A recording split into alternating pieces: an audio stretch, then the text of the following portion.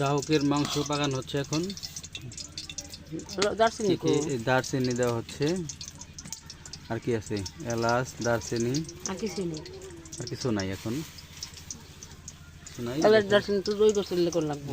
দেওয়া হয়েছে এখন। ওই খিচুড়ি দিয়ে এটা রেসিপিটা তৈরি হবে, খিচুড়ি আর হলো ডাহুকের মাংস। আমরা যে সারাদিন পরিশ্রম করে ডাহুক ধরেছি আজকে, সেই ডাহুকের মাংস খাওয়া হবে। এদিকে দেখতে পাচ্ছেন যে আমরা ডাহুকের মাংসগুলো এই যে সুন্দর করে মশলা দিয়ে মাখিয়ে রাখা হয়েছে। এই পেঁয়াজ আছে, এই যে পোলট্রি আছে। ও আবার এখানে আলাদা আবার মাংসের একটা ব্যবস্থা আছে। যারা পোলট্রি না খায় তাদের জন্য আমরা এই যে কষ্ট করে সারাদিন কষ্ট করে যে মাংসগুলো করছি, সংগ্রহ করেছি।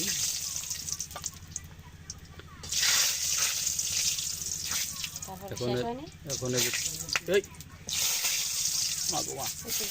পেঁয়াজের কুচি দেওয়া হলো এখন।